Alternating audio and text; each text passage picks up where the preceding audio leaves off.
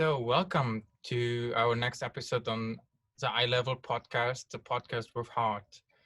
Today, my first episode in English, so I'm a bit excited, and I'm also excited because of my guest. My guest has a history as an ice hockey coach in the German league. He performed with Adler Mannheim and won the double. Also, he served as a national team coach for the German national team. And right now, he is in the States and is serving as a mental performance coach. I'm really happy to welcome you here right now, Greg Poss. And yeah, how are you in these times? Oh, very good. Thank you so much, Tobias, for the introduction. Uh, no, things are going well, especially with all the athletes that have time now to work on improving their mental strength. A lot of my clients have doubled up on their sessions, and I've gotten a lot of new clients. So things are going quite well, and this is a good time for athletes and everybody to work on this stuff because we're a little more limited on the things that we can do. And how is it for you now working on Zoom? Is this a big difference to working in person? I think it's better. I did a lot of live workshops and in person with athletes, but it was a lot of travel. And if you do a workshop on the weekend, you're traveling on Friday, you're going Saturday, Sunday. If you don't get a flight out on Sunday, you're flying back on Monday. Then you're tired till Wednesday. So from a travel standpoint, it's better. It's also better in terms of working with people because the key to what I do is that the people I work with are vulnerable, and they're going to say exactly what they think, and it's easier for them to be vulnerable speaking to a computer than in a room with 70 people. They're not going to stand up and say, "I've got anxiety," or "I'm scared," or "I need to work on this." We've all been so programmed to act like we're so tough that we don't deal with the issues that we need to deal with to make us mentally stronger. So now even if I'm doing a Zoom call with 30, 40 people, they're much more apt to talk and speak. And so that's good. And the third reason why it's more inexpensive because once you cut out the travel and the food costs, it's easier to hook up with people in this manner, and you can convey the same messages. You said one big topic, to be vulnerable. Mm-hmm. What do you think? You worked in Germany. Now you work back in America. How is this topic in the different cultures? How do you think it relates to the cultures, and which do you think people are more open, for example, in the States or in Europe, or is it a common topic for both? I think it's a common topic for both. I think of all the European countries that I've lived and coached in, that Germany is the closest to America in mentality. There's still differences, but uh, I think in general we've been raised not to show any weaknesses. And the problem is if we don't acknowledge or if we're not aware of our weaknesses, then how can we correct them? And then they just fester, and everyone thinks that being mentally strong is all about positive thinking, and but that's actually the opposite of what you really want to do, because if you're just doing positive thinking all the time, all you're doing is painting over the issues. You're not dealing with them, and we teach people how to be aware of the issues, how to deal with them, and how to obliterate them so they don't come back. What do you think? Why is the German culture similar to the American? Why is there the most similar to each other? I think they're very driven, both cultures. I mean, if you just look at the economic landscape, Germany with 85 million people is one of the economic powerhouses of the world. US is the same way. So I think just both cultures are driven for a lot of external gratification and trying to, um, and as we teach, it's much more important to be internally gratified. So I think both cultures are kind of dealing with a very similar issue. And the topic of vulnerability, was it also a topic for the time when you were coaching in your teams as a head coach? How did you deal with this topic at this time? I don't think I dealt with it very well. I don't think I did a great job of it. I don't think there are very few coaches that do, that really understand it. And part of the problem is that we're never taught this. We're raised to be externally gratified. We're raised to hide all of our weaknesses and pretend like everything's okay all the time, and talk positive all the time. But no one in the schools or in our education, they really don't teach us how to deal with real issues. So I think I was like everybody else. I if and when I ever do get back into coaching, I will do it way differently than the way that I did it. And I'm not saying that the way that I did it was bad. I think I did a lot of good things, but I would definitely do things much differently now that I know what I know. Can you give an example what you would do differently? I think I wouldn't be so angry. I wouldn't be so frustrated. I wouldn't, and that's oftentimes a product of being driven. But fear is the weakest motivator, but it's the one that we use the most often to get instant results, because we're also concerned with instant results. And every coach is in survival mode, anyways. I've been fired 4 times, so we're always 1 week away from getting fired. And but still, I would try. I would definitely think in a much different way if I coached, and I think it would be more successful. And I think it would be. Although I was fortunate enough to be on some teams that were successful, but I think I'd have been a lot more successful.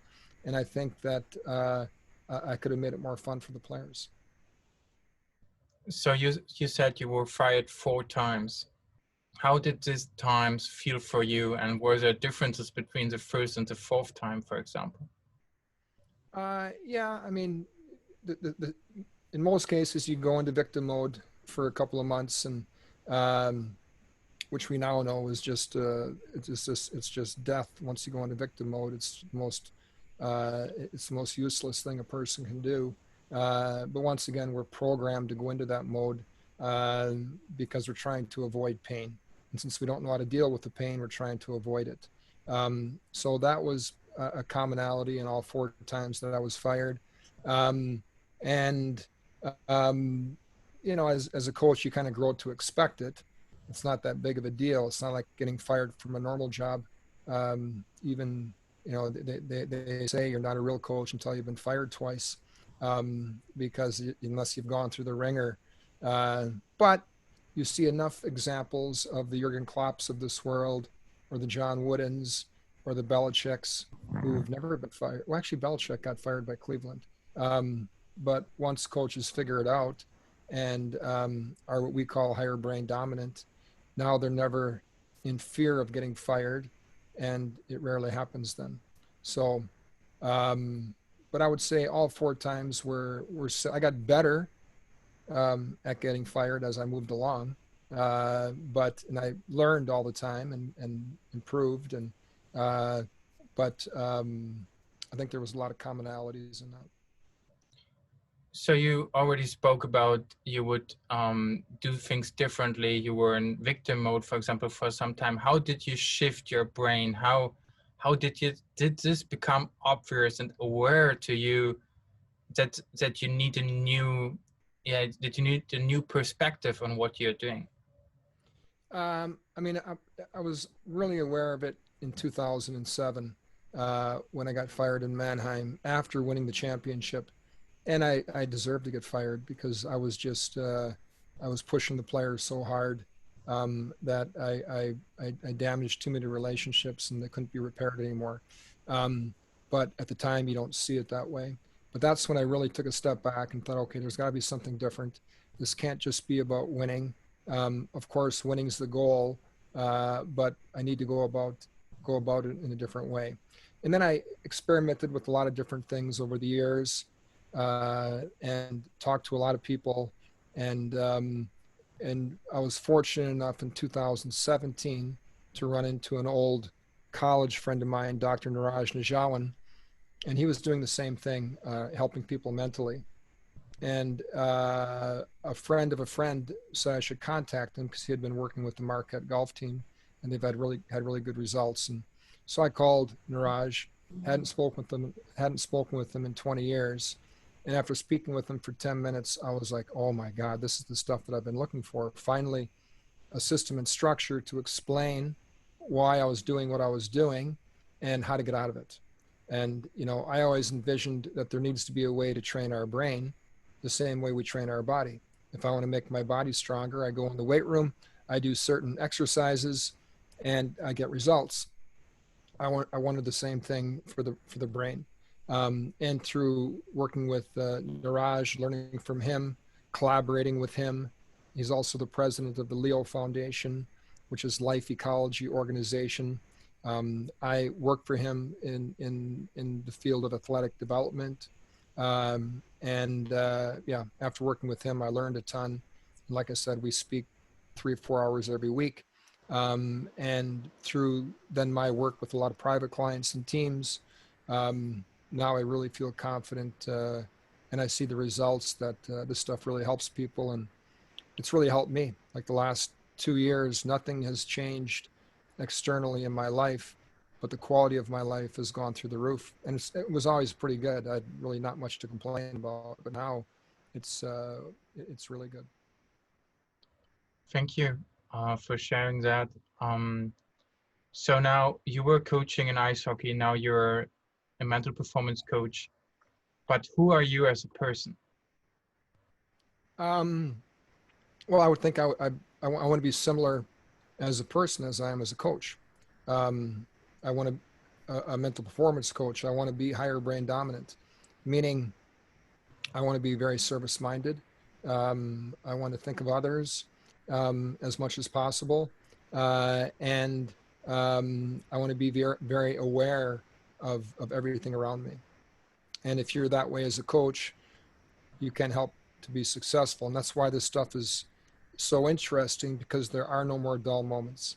You can be standing in line at Walmart and waiting 20 minutes, and you can always work on making yourself mentally stronger and having new experiences. And from that standpoint, you can really go fearlessly through the day. You mentioned service. What does service mean to you, or what does it give to you? It means you think of others. You know, ultimately, we're all one, anyways. So the more that I can think of others, then the more I'm actually thinking of myself.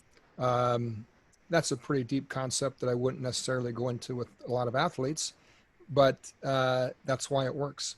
Um, if all you're doing is thinking about yourself all the time, or what we say is, if you're really, really selfish and you really want to get something badly, let's say you want to play in the NFL or the NBA or the German Bundesliga, and you want it so bad and you really want to be selfish, then the most selfish thing you can do is be totally selfless.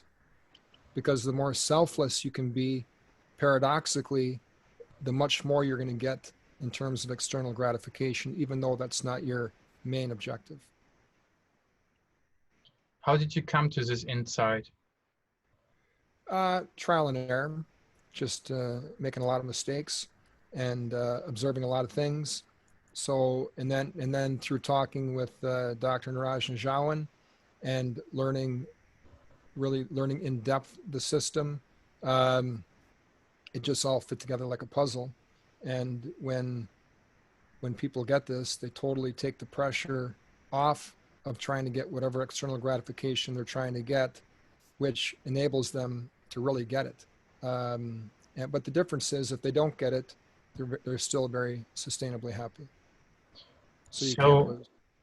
so at your time at Mannheim, you got a big external gratification with the win of the championship and the cup. How was that feeling for you in this moment when you got this big external gratification? Yeah, it was great. It really felt good for about 10 minutes. And then came the fear and the anxiety of trying to repeat.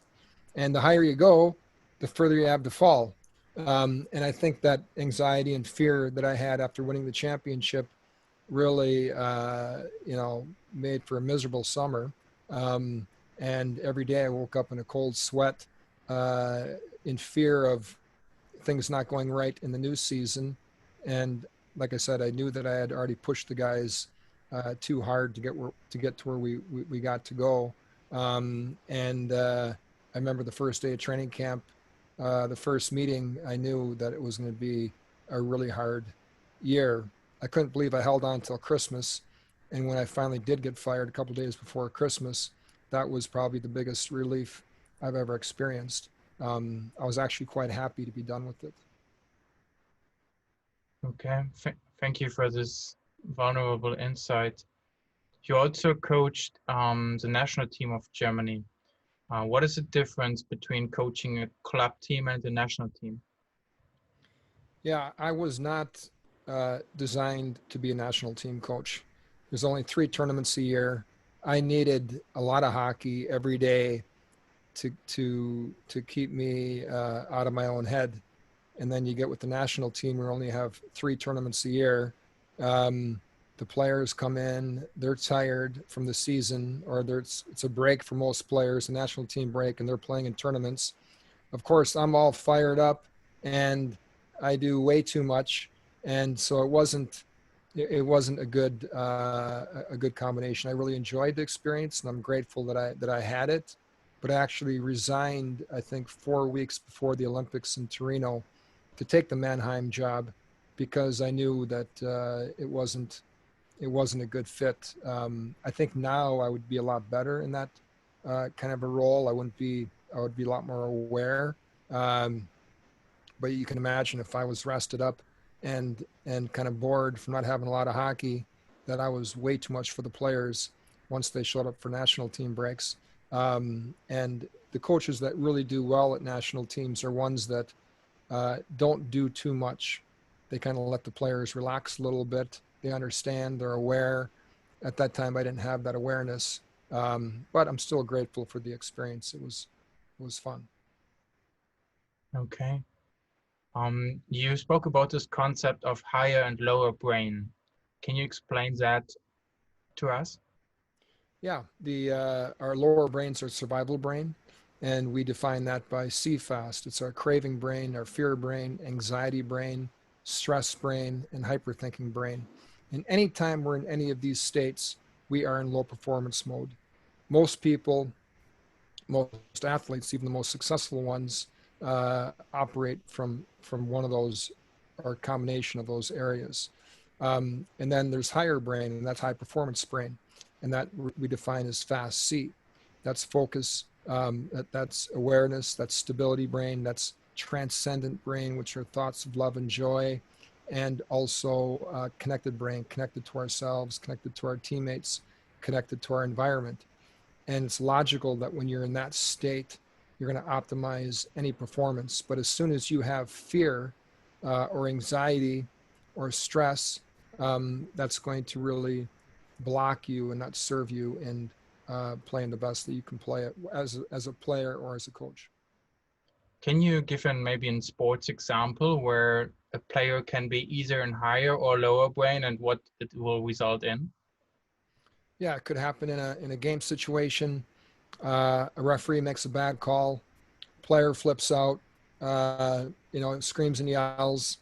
If it's soccer, he gets a yellow card or gets a red card, and he gives away his power. He totally gives away instead of focusing his power on playing, he totally gives it away. And I, as a coach, did that oftentimes on referees. Total waste of time. Um, that's being lower brain. Being higher brain would be somebody fouls you, and instead of retaliating right away, not retaliating, keeping your power, using it to win the game, which is all that really counts. And if you get a chance to get the guy back cleanly, you'll do that too. When you look now from a perspective of how a lower and higher brain, how do you define success? Success is being higher brain dominant. And if you're higher brain dominant, you can't lose. You're going to win no matter what. And paradoxically, anything that we can do where we've got nothing to lose, we're going to win a lot.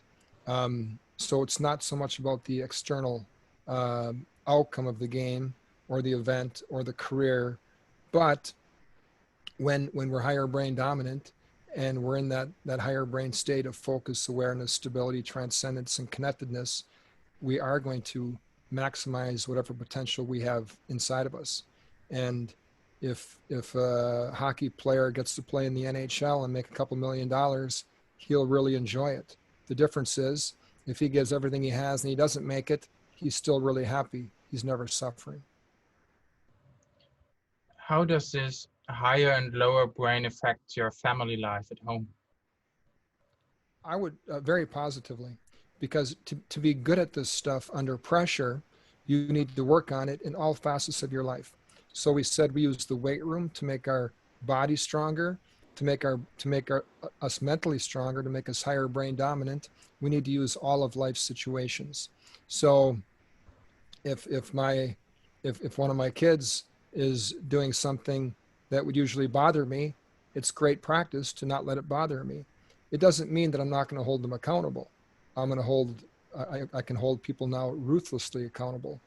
The difference is I do it from a higher brain state. So after the encounter, I have the best chance of being powerful and influential and actually changing their behavior for the good.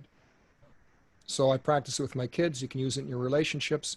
In fact, when you do it in sports, you'll do it in all areas of your life. And it'll improve the whole quality of your life. And when the quality of your life improves, your sport will automatically improve also. You know, probably one of the best compliments I ever had was a couple weeks ago.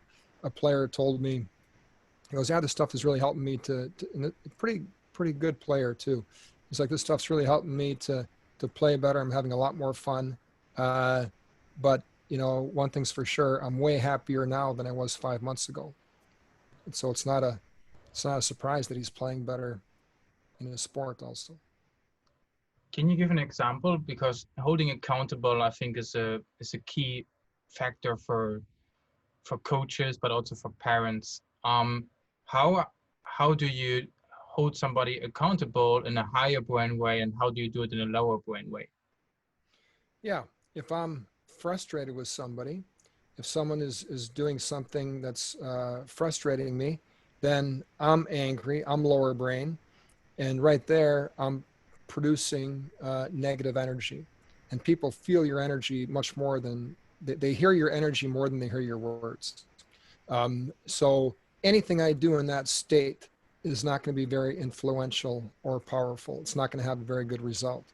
And usually what happens when I'm lower brain, I'll say something to trigger the other person lower brain. I'll say, "Hey, you did this to me. You know, that wasn't cool." And now they're defensive. And now it's lower brain to lower brain and nothing good's going to happen. Or, and we teach people techniques for this. If I'm triggered, I can flip out of it quickly and get into my higher brain. If I see a negative stimulus coming in, I could steer away from it so I don't get triggered and at the same time accelerate into my higher brain. So it's like on the airplane when the masks come down, you know, you first put it on yourself before you try to help anybody around you. Same thing if you're holding somebody accountable.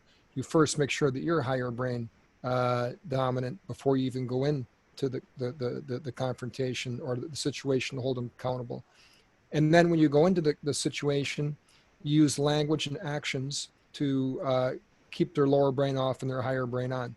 And they don't even have to know what lower or higher brain means. Doesn't make a difference. But if I say to somebody, "It's not your fault, but can I talk to you about something?" right away. Or if I say to them, you know, if I role model not being right, you know, a couple months ago, I kind of did the same thing. I really screwed up. You know, so right there, they see that I'm not trying to have power over them. I'm trying to have power with them, which is way more powerful. And then I can use language to try to elevate them to their higher brain. I can say, you know, "You're doing these 3 things great. Is it okay if I talk to you about this one piece? What do you think?" And I can ask them what they think. And in most cases, they're going to tell me exactly what I was going to tell them. And they're going to be way more direct with themselves than I would be. And now it becomes their idea to change their behavior. And now they're going to do it. If I tell them to do it, the chances, even if I'm the coach, the chances of them really doing it is 50-50. So when I get myself higher brain dominant, when I use language and actions to keep the person or group of people I'm working with higher brain dominant, now we have higher brain to higher brain, and we've got a great chance for having a good result. We won't always have a good result, but that's the best chance we have. Thank you for that. How does it feel for you? You go now, no, right now it's difficult because of the COVID situation, but you're invited to a normal party at a house party at somebody's house, and you feel like everybody starts complaining about the government or whatever, and you feel like all this lower brain stimulus is coming to you. How do you feel about that, and how do you act in this situation? Um, it's a great opportunity to practice. It's a great opportunity to practice not getting triggered by outside stimulus, whether it's actually what's happening in the outside world or whether it's somebody talking about it. I get that question all the time from players. Once they get to know this stuff, they say, "So you're saying I should be around more higher brain people?" I'm like, "No, you want to mix because you want to work on this stuff too. If you're around people that are only in our terms higher brain and not triggered to go lower brain, then that's cool sometimes. But it's also good to be around other people that enable you to work on this stuff." And how is it for you since you are into this concept, into this thinking? Did your environment change, your people around you?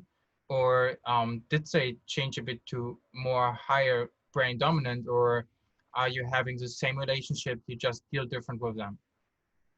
I would say I'm having the same relationships, but just deal differently with them. Um, I think I've ended up having a lot more relationships just because you become so much more fearless and you don't care what people think. You care about people, you care about excellence. You just don't care what anybody thinks, and that's really for me. I was always very, very concerned with what other people thought. I was very concerned with my self-esteem, my lower brain self-esteem. I was very concerned how I looked in the eyes of others. Now I don't care. Now, it's nothing to me. But once again, I care about people and I care about excellence. I just, if someone has a different opinion, that's cool, but it's not going to affect me at all. How do you feel when you wake up every morning?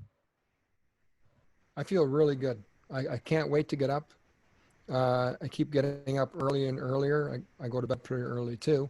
Uh, I'm just more productive in the morning. So I know when I get up the first 4 or 5 hours, I can get the most done. And I'm trying to now come up with new programs in different ways to reach people. And it's exciting, and I'm building and discovering and making little mini breakthroughs and getting stabilized. So I'm having a great time. So can you give us a little insight? What kind of programs are you running right now? Yeah, we run mostly individual clients, um, and I probably have about 20 individual clients that I've been working with for at least the last 5 months. I got a couple of new clients last week.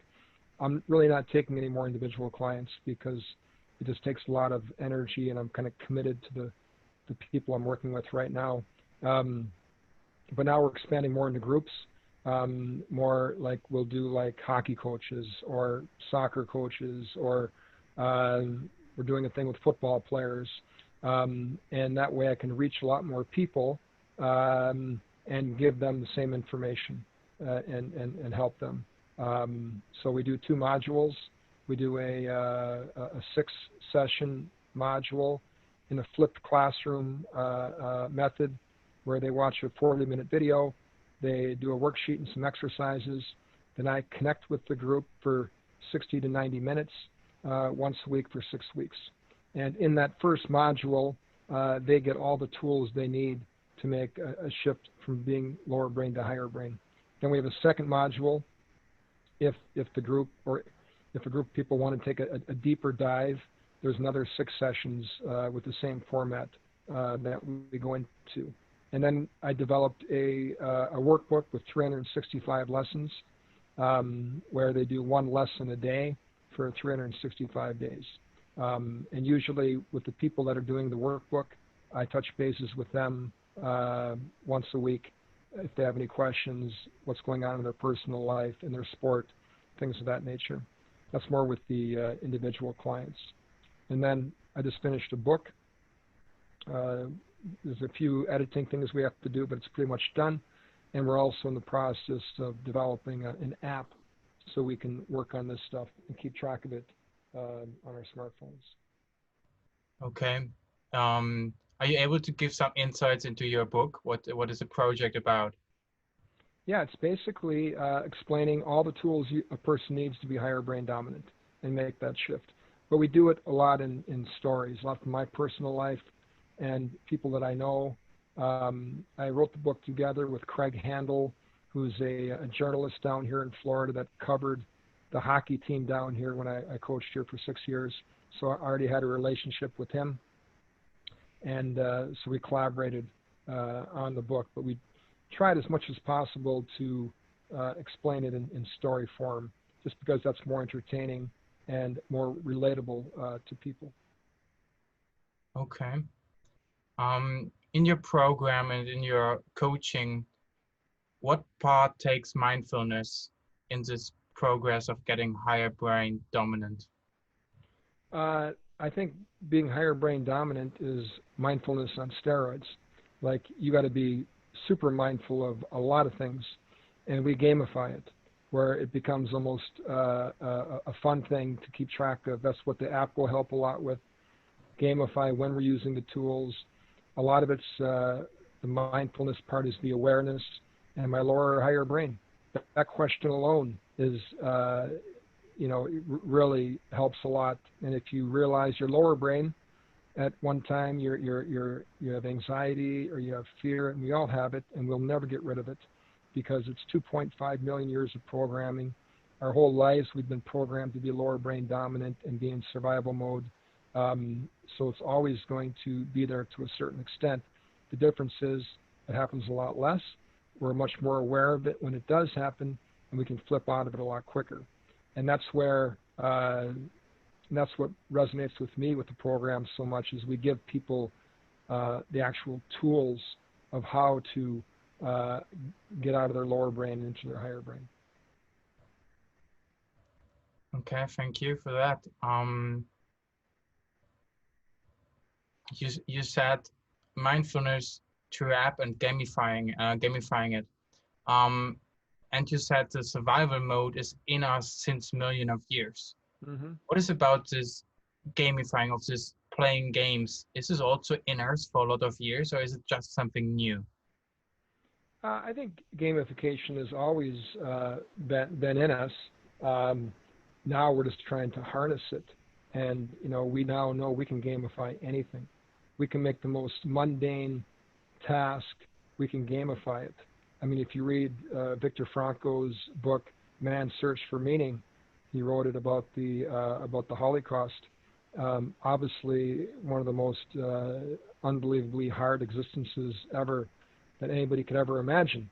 And basically what he summarized from the whole experience was that the people that survived, the people that lived, were the people that were able to put meaning in a meaningful existence. They were able to gamify it. And not that it was a game, but they were able to put meaning in it. And the people that weren't able to put meaning in it, the people that went into victim mode, they died very shortly after they arrived in the concentration camps. That's why that's one of my favorite books. And whenever I have to do something that maybe I don't like, or I'm in a tough spot, I think of that book. And I mean, nobody could be in a tougher spot than that. But they still found a way to be grateful. They found a way to make the best of it and put meaning in a meaningless life, and it caused them to perform very high to survive. So would you say your program would also apply to people, for example, imprisoned, incarcerated, who are, for example, for 20 years into a prison and think like, holy shit, what I'm gonna do every day? Yeah, I never thought about that, to tell you the truth, but I think it would help anybody. It helps in any walk of life. Obviously, sports is my specialty, and I really enjoy sports. and I enjoy working with athletes. Um, and the advantage with sports is it's such a fishbowl. You get instant feedback if it's working or not. And then if it's working in your sport, you're going to use it in your relationships. You're going to use it in school. You're going to use it in business. You're going, because a lot of these athletes are going to be living another 50, 60 years after they stop playing, and you want to be happy till the day you die. You want to be successful and fulfilled till the day you die. And the stuff they learn from this in their sport, they can use it. But I guess also in really hard situations like that, you could definitely, if you're higher brain dominant, you're going to lead a higher quality life for sure. How have you combined your family life with your career as a hockey coach? And now, how do you combine your family life with your career or your role as a mental performance coach? Um, anytime you're coaching a sport, it's hard for the families just because you're moving around a lot and you're getting fired and all that stuff's happening. So being a mental performance coach, I get the same high that I would from coaching because I can help people. But at the same time, especially with Zoom and Google Meetup and things like that, I can do it virtually, so I don't have to travel. So I'm home much more often, and I can do a lot more in terms of the preparation for the sessions with the groups or individuals.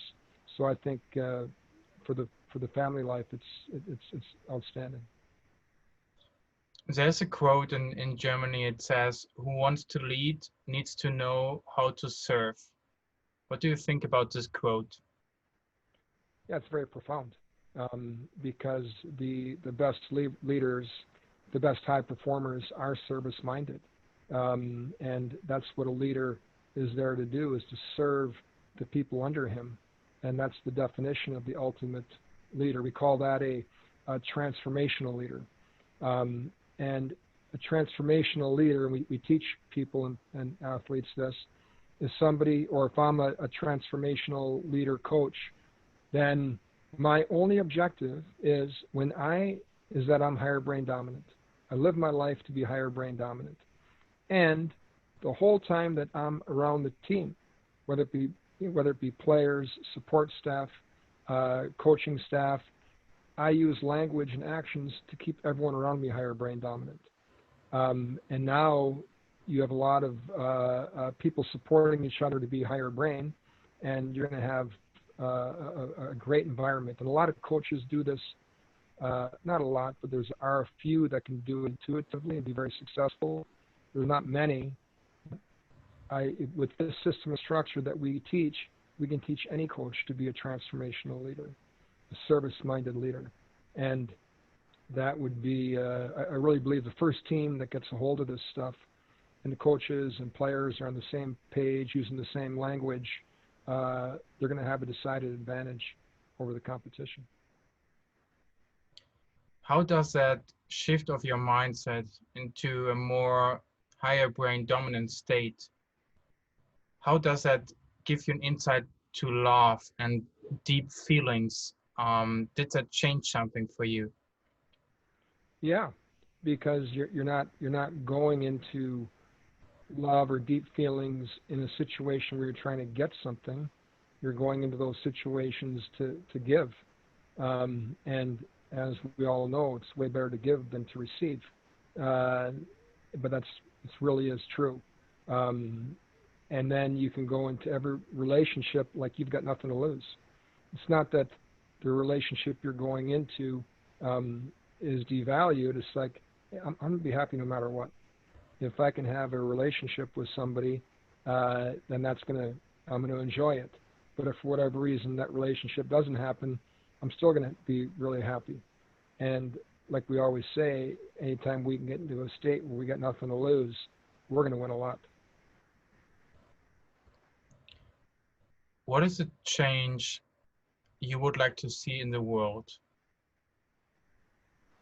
Yeah, I would like to see people more focused on internal gratification. If everybody was more focused internally, we would all have so much more externally. And I'm not saying that the world is good or bad. I think it's very good. Um, but nothing is all or nothing. And we can always make little improvements, getting better at that because we're so programmed to survive all our lives that it's natural that we're in this survival mode. And we don't need to survive anymore. We need to thrive. And the best way to do that is together. What do you love about your life? Everything because you need it all. And the one thing we control are our thoughts, and we control nothing else. But if we control our thoughts, we control a lot. And when we use our thoughts with a system and structure that makes us higher brain dominant, now we're going to have a chance, a very good chance, or we can be sustainably happy, successful, and fulfilled. And we can be fearless at the same time. What was the most formative moment in your life? I would say, there were many. I wouldn't say it was one big aha moment. I think that in the back of my mind, as far as I can remember, I always knew that there needed to be a different way. I knew that I needed to think differently. It just took me 50-some years to stumble across the right answer. But the whole time I was making progress. Sometimes going down. But no, it's been a great journey. I have nothing to complain about from that side. Okay. What is down to earth spirituality for you? I think down to earth spirituality is like I kind of said before. It's the focus on internal gratification, and being service minded, and realizing that we are all one. And I realize that's a heavy concept, maybe to always understand, but I think that's what spirituality is all about, whether it be Zen, Course in Miracles, yoga, Christianity. They're all kind of pointing the same direction. And a lot of the stuff that I talk about and you talk about and we read about is nothing new. It's been around forever. But we just need to, like I said, have a system and structure to make it come alive. And now in your new role, what kind of moments make you happy? What kind of situations, what kind of feedback is like the fuel, what drives you? Yeah, when I notice that what I work with an athlete that, or a person even, that it helps, that they're like, wow, I never thought about it like that before. That makes a difference. That's improved the quality of my life. When those moments happen, that's like winning a championship. I had another client a month ago, a hockey player who's in university, said, yeah, you know something, Greg, I'm using this. I never liked calculus in school, and I really struggled with it. But since we've been talking about this stuff, I've been using a lot of the same concepts, and now I like to do calculus, and I'm doing well in calculus. And that's just, when I hear that they're able to transfer it from their sport to their lives, that's just awesome. Thank you for this insight. Do you have a question for me?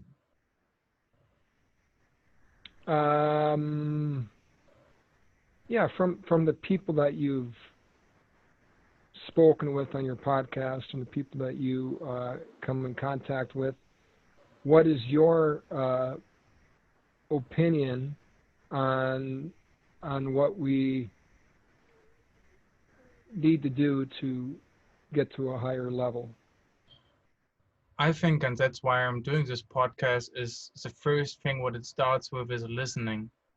So basically what I learn through interviewing you is I listen, and I really listen with everything I have. So I really want to listen to every word you say, what you say between the lines, and what your message is. And with this listening, I feel I'm on eye level with you, and I respect you as a person in your light, and I am a different person in my perspective, so in my subjective truth. And I think that's why this podcast is called Eye Level Podcast, is because it's about listening and it's about appreciating and also saying, okay, that's this person. I want to give him the best spot he can have. Mm-hmm. And through listening, I will get to know him and me. And you know, as I serve you with this podcast, I serve myself a lot more. So Mm-hmm. because in the end, we do everything we do it for ourselves. Because you're right, we are all one. So Mm-hmm. whenever I do something for somebody else, I do it for me. And Mm-hmm. so I do think that eye level, no matter how old you are, no matter what generation you are in, just listening gives healing. And there's this quote, even though somebody complains a lot, and that's sometimes really hard for me as well. Just listen, and if it's 1 hour of listening, you will give him a healing because he could express it himself, and then Mm-hmm. he might have a question, and then you can answer this question with a little feedback where he might think about, okay, maybe I need to change from lower and higher brain, for example. So Mm-hmm. that's what I think, but I start always with listening. And so I'm very grateful for this opportunity to interview people and to get into this listening experience. Mm-hmm. Mm-hmm. Oh, that's great. Yeah.